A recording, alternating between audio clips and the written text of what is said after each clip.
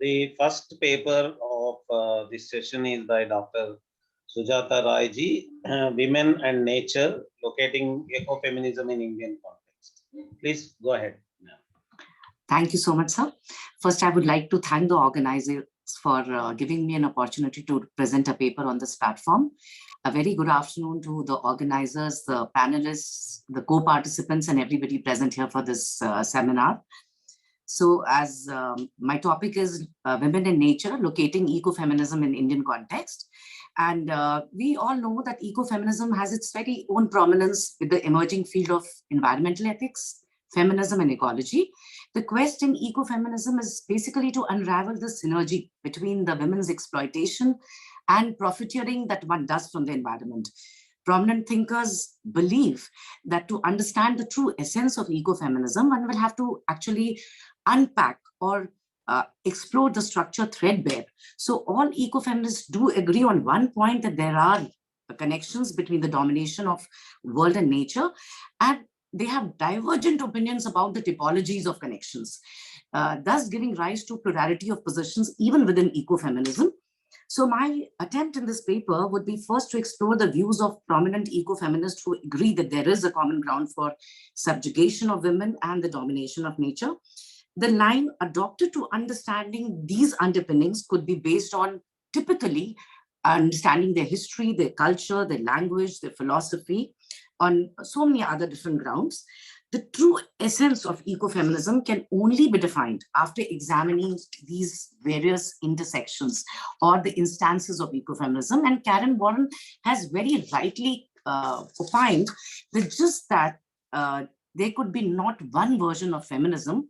It is not possible that there could be one version of ecofeminism. We also need to understand that ecofeminism stems out of different schools of feminism. Say, for instance, Marxist, liberal, radical, and social feminism. So ecofeminism, in fact, draws out a lot of strength from these multidimensional contexts. The second section of my paper will examine the role of women with regard to environment, especially in the Indian context. They will try to understand the role of women in day-to-day activities, whether this was not really isolated from their cultural, domestic, or larger religious realms. And we'll also try and see how these activities were intertwined or defined within the realm of nature. It will also explore if the significance of the idea of ecofeminism is visible in most prominent environmental movements we all familiar with, Chipko movement, Narmada Bachao. The contributions made by women in this field, in these movements, were indispensable, immense. And they are considered ecofeminists because it not only worked for the preservation of nature and environment, but it sort of also ensured, it talked about economic equity and social justice for women. And women were one of the chief participants in these movements. We all know, going back into a little bit of history, that this term ecological feminism was proposed by a French feminist, Francoise de Youbon, in 1974.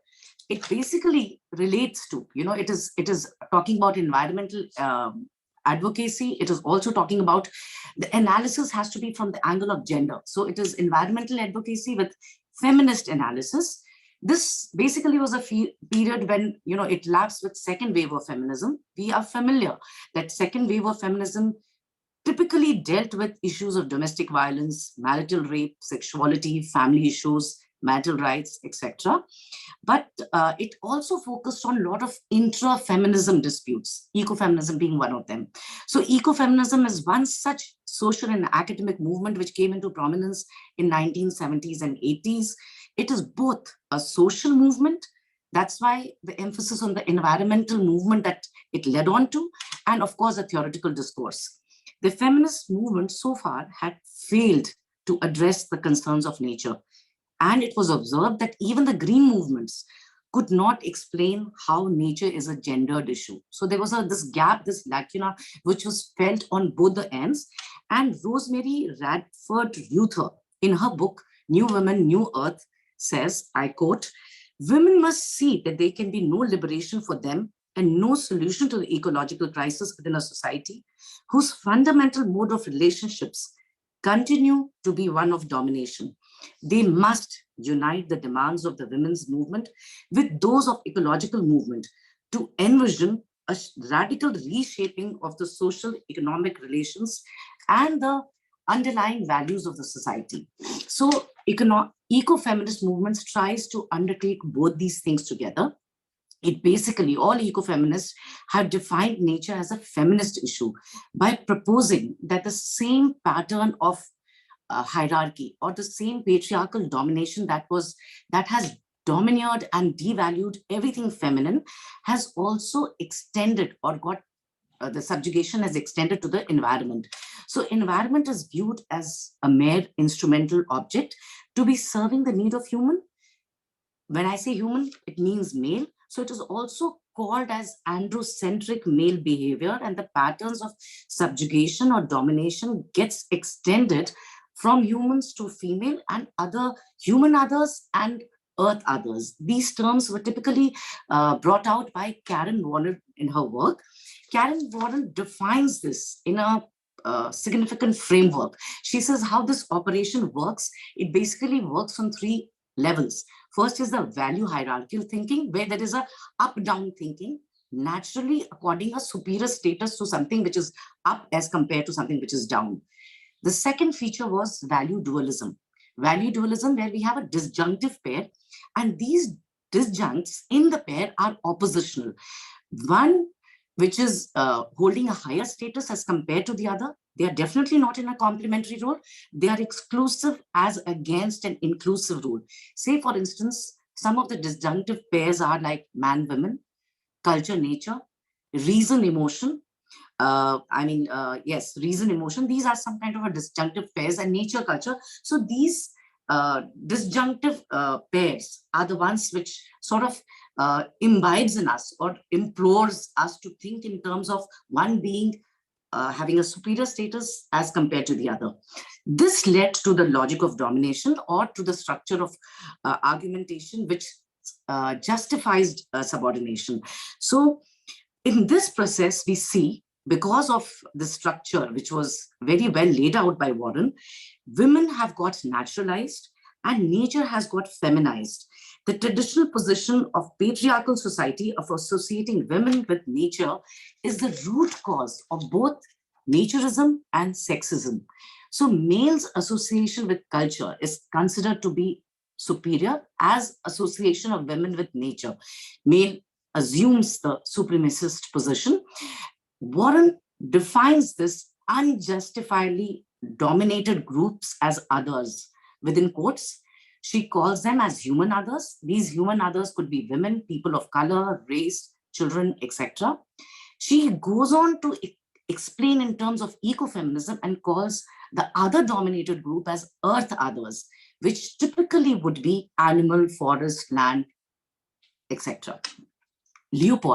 Aldo Leopold, one of the ecocentric thinker in land ethic, makes a remarkable progress, or you can say a digression from the assumed Judeo-Christian positions. He can be considered to be a pioneer in the field of ecofeminism because he was the first who granted ethical status to all non-human part of that community, which was animal, plants, land, water.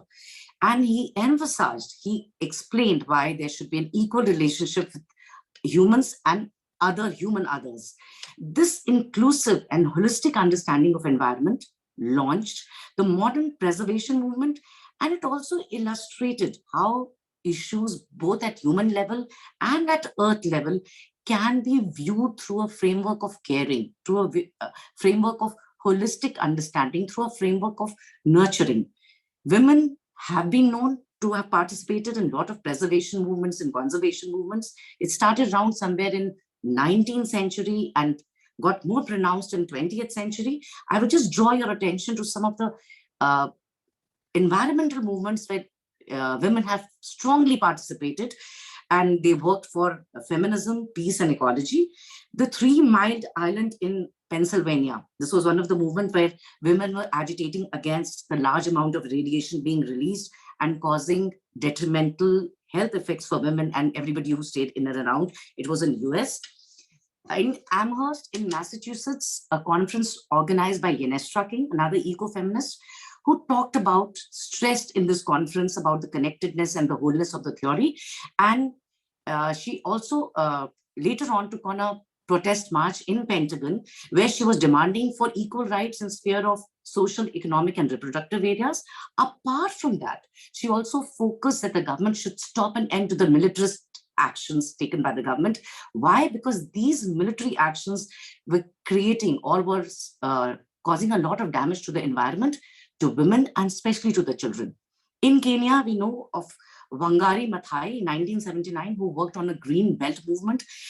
This movement was basically to prevent the desertification, and they were successful in planting some 10,000 trees. 1978, a Love Canal movement started by first a mother and then an environmentalist by the name of Louis Gibb. So this movement was also when they discovered that this entire Love Canal was actually located on a toxic site.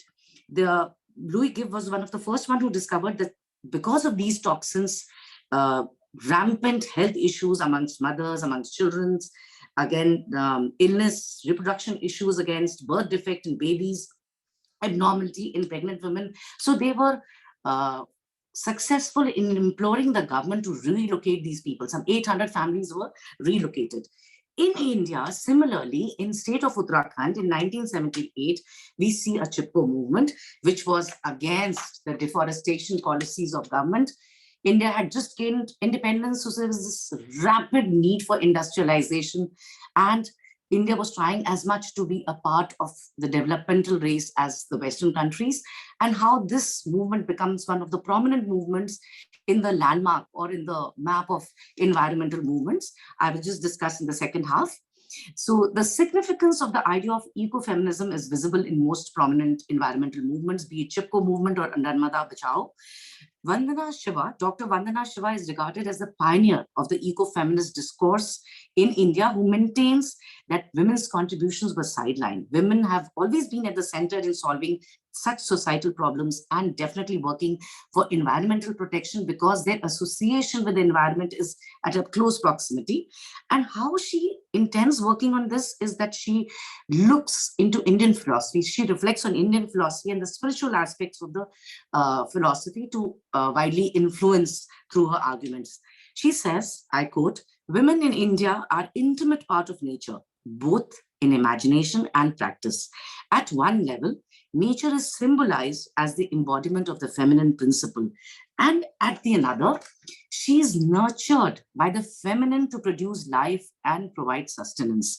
So in a most notable work, all of us are familiar with, Staying Alive, Women, Ecology and Survival in India, she basically unfolds two very prominent aspects. The first one being the feminine principle. This is strongly related to the idea of spiritual ecofeminism, another strand of ecofeminism, and also related to Hindu mythology, Indian philosophy, and Indian spirituality. This principle basically recognizes Prakriti, Prakriti that seeks to nurture and protect. There's a harmony within the diversity of nature. It is a source of all of life on earth, as opposed to the contemporary Western views, which we just learned. It talked about Western views, which was basically talking about or was submerged in duality.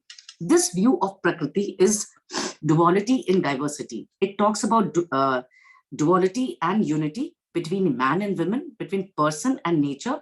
So Indian cosmology treats the person and nature, Purush and Prakriti, as a duality in unity. They are inseparable complements of one another in nature, in women and in man, where one cannot really complete his or her function without the other. However, when we create a rupture in this harmony, when we try to work towards the new developmental paradigm, it sort of cripples the harmony, not only in nature, but also with regard to women. Therefore, Dr. Shiva insists on adopting an ecologically sustainable system that is based on, that is drawn from world's views of ancient civilizations, from the diverse cultures which have survived successfully for centuries altogether. This involves principles based on the ontology of feminine as a living principle, as nature. It talks about humanization of nature and naturalization of the society. This definitely would exclude possibilities of exploitation and domination, and somewhere it will nurture the idea of creation of an earth family. The other aspect that she's talked about in her book is also very relevant to the development idea, is the idea of social and political ecofeminism that criticizes patriarchal hegemony and masculine worldview. She explains that women have a very special connection to the environment through the daily interactions. That has not only been overlooked, but when we try and see the role of women in subsistence economy, when they produce wealth in partnership with nature, they seem to be having a good understanding or a holistic and ecological understanding of the earth's knowledge or the earth processes. The knowledge shared by these women are territorial knowledge, indigenous knowledge. There are alternate modes of knowing which a woman knows because of a synchronization with earth. And this knowledge is not only holistic, but it goes along with the ecological knowledge of the earth processes. The capitalist mode of production, which is a reductionist program borrowed from the Western view, somehow relegates it or just neglects it. They neither recognize the interconnectedness of nature nor the connection of women's lives. They work in direction only for creation of wealth. The total mantra is profiteering. It works on, profit and loss. Shiva calls this as a total failure of patriarchal understanding of development and progress. She vehemently opposes the development model put forward by the Western technology, which is patriarchal, a colonial project, because these methods are inherently violent and indifferent to the harm done, both to women and to nature. In fact, she uses a term called mall development. She says this is a mall development, reductionism caused by Western ideology of capitalism and colonization. This is indirectly responsible, according to Vandana Shiva, this is indirectly responsible for marginalization and even dispensability of women. The methods of modern development assaults women's knowledge of nature, their dependence, their interconnectedness with nature, and their dependence on forest for staying alive, quote unquote. This dichotomized ontology of man dominating women and nature generates small development. Here, man acts as the agent and becomes the model of this kind of a development. This development, which seems to be the development as understood in the modern parlance in the world today, we know is only working towards aggrandizing more and more. It is working towards capitalist economy. It works towards commercialization of economy, creation of surplus profit. That is the only thing which guides it. This model of growth, which was controlled by capitalism, brought along with itself a lot of fallouts. One being dispossession, creation of poverty, exclusion of women, exploitation and degradation of nature, total annihilation of social knowledge of people who were associated with the forest, displacement of the local people.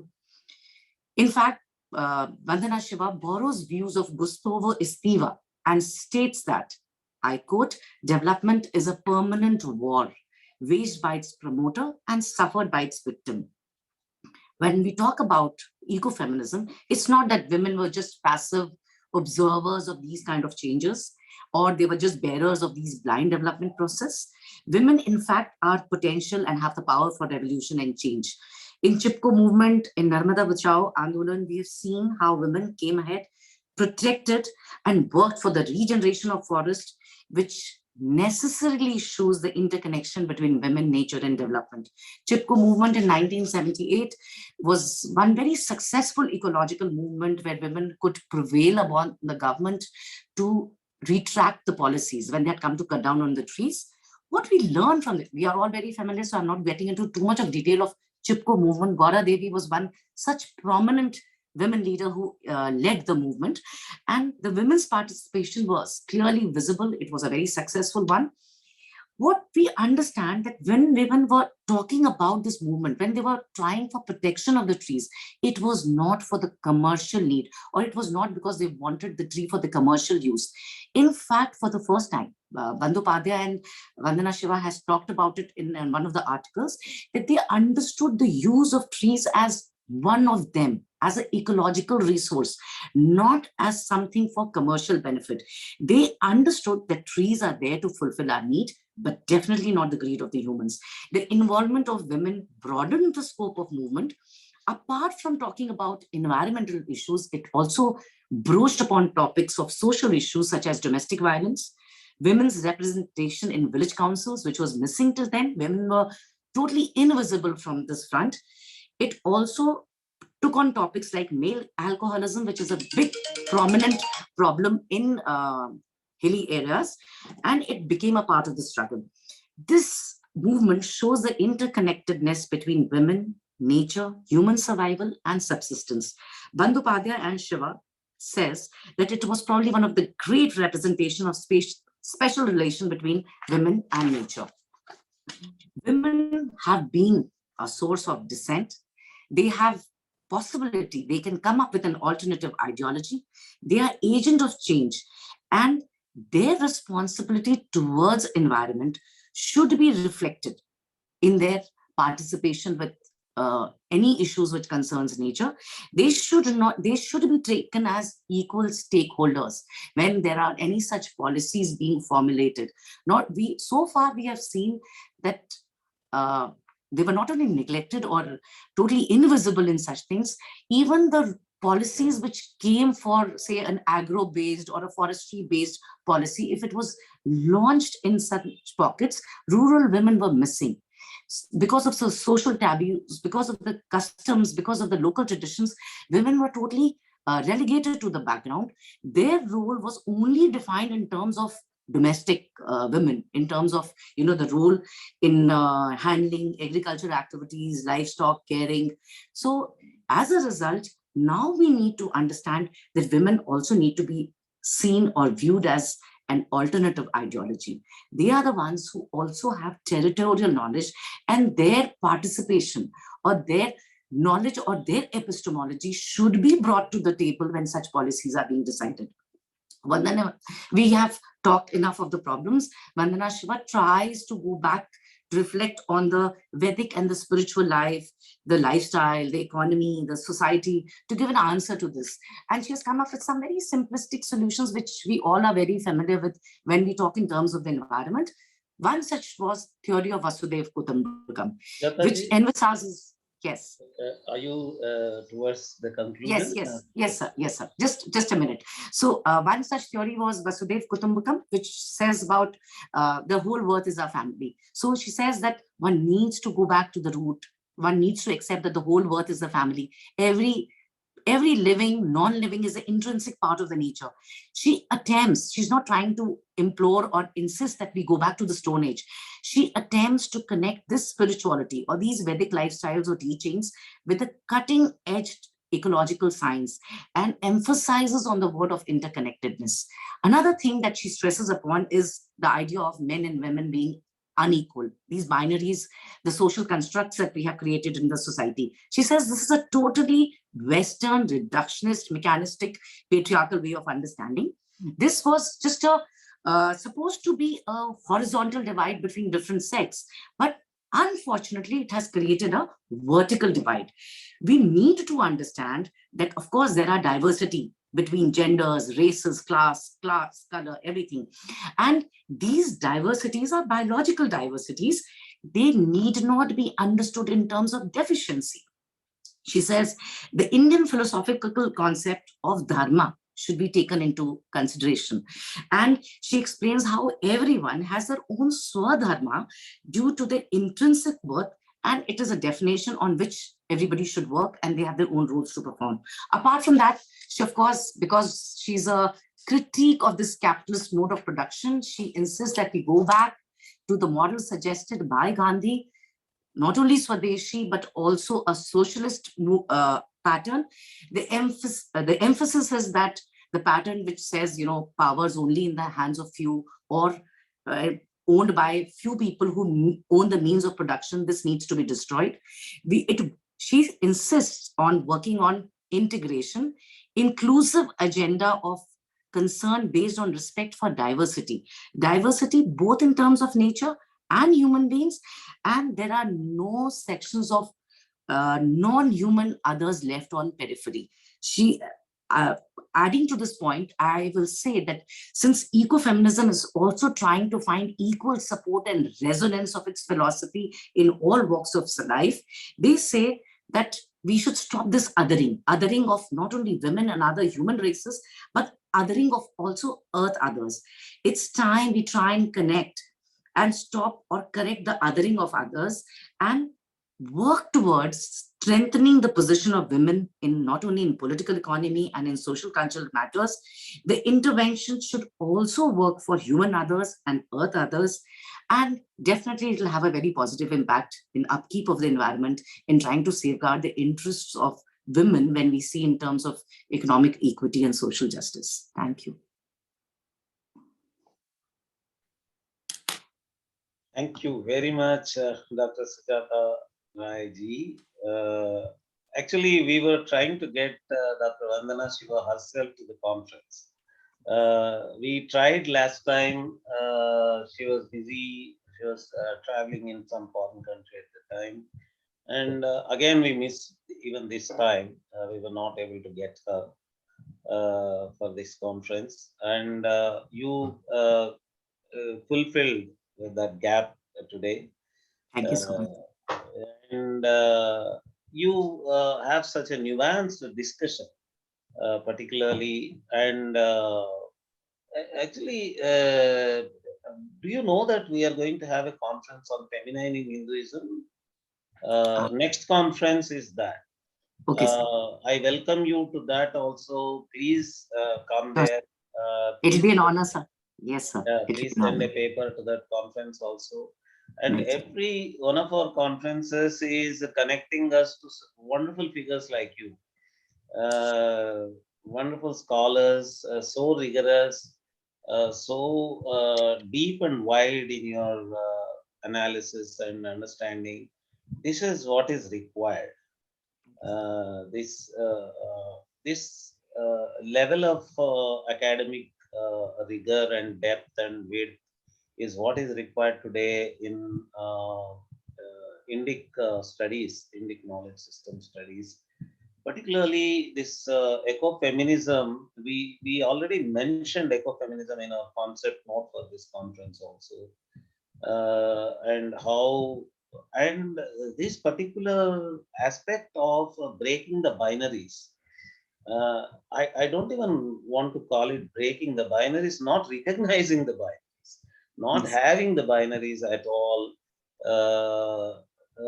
That aspect of Hindu philosophy has to be highlighted more the way you did today. You wonderfully did that. Actually, the entire feminist arguments, even up to running up to ecofeminism, they were basically binary. They probably that has got to do with the Cartesian modernity. And during postmodern, post-structural times, people thought that they were actually overcoming the Cartesian phase. But actually, every time they were trapping themselves into the same Cartesian framework of binaries in the name of opposing the binaries. But you were very successfully able to show that there was no need to go that route at all, actually.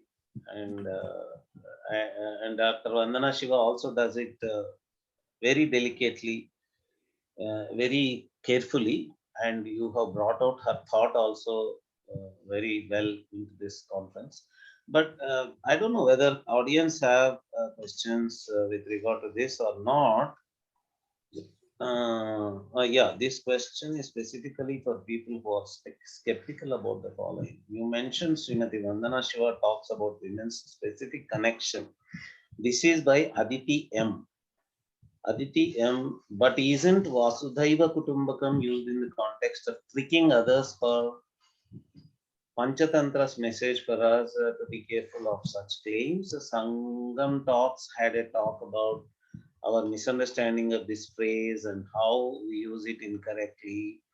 Srimati Vandana Shiva talks about women's specific connection with nature and earth. Does she give evidence for any naysayers, or is there any evidence elsewhere to substantiate this, demonstrate it clearly to those who are not tuned into the subtle aspects of existence to understand the connections you covered in your talk, is the question by Aditi MD. Do you want to answer this question, Sujata? Sir, I mean, the question seems to be very long, but this, I think what probably ma'am wanted to ask was the theory of Vasudev Kutumbakam. That, That's one question. That's a different question. And there is another question. Right, sir. Women's specific connection with nature and earth, does she give evidence for any naysayers? Probably her question, Aditi ji's question, is whether she is able to counter her naysayers, her adversaries. So I think she has worked extensively with a lot of these local indigenous people, where she is also working with women per se. So all her work, if one goes, I mean, reads the whole of the work that she has done in Staying Alive, is talking about women's interconnections with nature. And definitely, she has also analyzed whether this was an eco-feminist movement at all. Chipko movement, when we are trying to understand whether it was a religious movement, whether it was a social political movement, and how she analyzes it, that it was also a social movement which was not only connecting issues of environment and nature, but later on, since it turned out to be one successful, it instilled confidence in women and it brought women issues into the forefront where they were talking about other related issues also. I mean, if I've understood the question right, this is what I would like to say. Yeah, I don't know if Aditi ji has any further question. Maybe our officers can promote her to a panelist if she wants to speak. We can do that.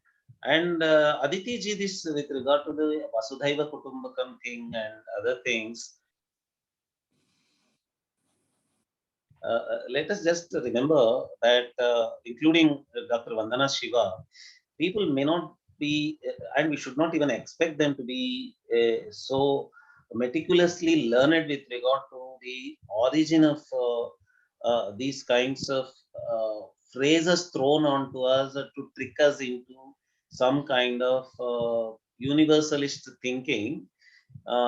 Actually, you're right. You're right in bringing this for discussion, but we should not blame Dr. Vandana Shiva for not knowing this. These are textual understandings which everyone need not be aware of. We should just take it as it is. All scholars need not be omniscient, right? So, Yes, sir. but So you're in right. fact, You're yes, right. sir. Even O.P. Dwivedi has talked about this concept of Vasudev Kutumbakam in his work on Hinduism and ecology. So I think maybe somewhere Yes. this term has got inspired. I mean, Vandana Shiva she's got inspired by work of O.P. Dwivedi, who's worked in the Yeah. area So of this Hinduism. Yeah. asking us to be Vasudhaiva Kutumbakam people to trick us into some kind of nation denying phase. That is what the Sangam Talks is also exposing. Okay. Actually, all the imperialist forces and pro-imperialist westernized Indians, they talk about nation being imaginative, nations not being there, Vasudhaiva Kutumbakam, international, world, global, all this, whenever people talk rooted, whenever people talk from their roots.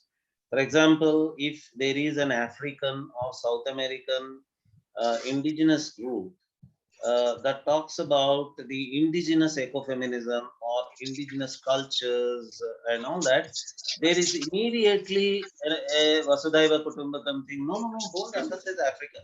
Don't emphasize South America. So what should I do? So in the name of Vasudhaiva Kutumbakam, I should buy all these anti-environmental, nature dominating, nature exploiting science and technology worldview. So to shut the mouths of indigenous cultures, this Vasudhaiva Kutumbakam has been a ploy. is what Sangam Talks is highlighting. And that is what Aditi ji also is trying to emphasize. Now, Srinivas ji has permitted Aditi ji to speak. Please, Aditi ji, please go ahead. Namaste. Thank you for the opportunity. Ma'am, I just wanted to clarify with my second question is that it sounds to me like Srimati Vandana Shiva has mentioned how that connection between women and nature, like how to prove that there is a connection that's probably there in her writings and her literature. That's what I was trying to clarify, because people who don't think like us, they tend to question. They say, oh, that's hardly a connection. Oh, that doesn't prove there's a connection. You know, there are people who make all those arguments. So my question was how to prove it to them that here is the connection. And that's probably in Srimati Vandana Shiva's I don't know, Yes. journals and writings. That's what you were saying, weren't you? Yes, ma'am. So as I mentioned in the brief introduction, that when we try to understand these interconnections, it works on different lines within ecofeminism also. Few of them have denied this nature-women interconnection. They say if you go on to the same typology, that, you know, you say women are associated with nature because they are feminine and nature is also feminine. So you are somewhere falling into the trap of essentialism. And you know, you're again creating the same divide which we were trying to undo. But in this work, especially Vandana Shiva's work, I think she takes this as given, that association of women with nature is given. You know, she's typically in her work has tried to understand, or her realm of understanding has been the local people, the local women who are associated with forest, with nature, say in a rural setup or in a forest setup. So you can say that yes, she has taken this as given, that nature and women are interconnected. Few ecofeminists would also disagree, as you just mentioned, rightly so, that transformative ecofeminists would disagree with it. Like, you know, people like Karen Warren would also disagree with it. Then Susan Griffin talks about ecofeminism working on the interconnections of language. I said nature is feminized, and I use this word, nature is feminized, and women are naturalized. You know, so there are a lot of references in literature which also talks about how through literature or through language, women have got exploited. You know, we have a lot of examples. Women being as meek as, say, you know, refer to a language. Nature, when we talk about nature, we say nature was, you know, we penetrated deep into the forest, we mutilated the forest, dominated the forest. So see, even language interconnections are working. In Shiva's work, yes, she takes this as given, that nature and women have a deep association and interconnection, and she does not sever the relationship of nature-women interconnection. She's working on this pattern only. I was asking is because women get the same treatment with regards to health as well. They say they feel something and they are dismissed. That's instinct, you know, there's no proof. You're wrong. So I thought they might be doing the same thing with nature, but thank you. Thank you for answering. Thank you. Thank you, ma'am. I hope I have been able to answer it satisfactorily. Wonderful.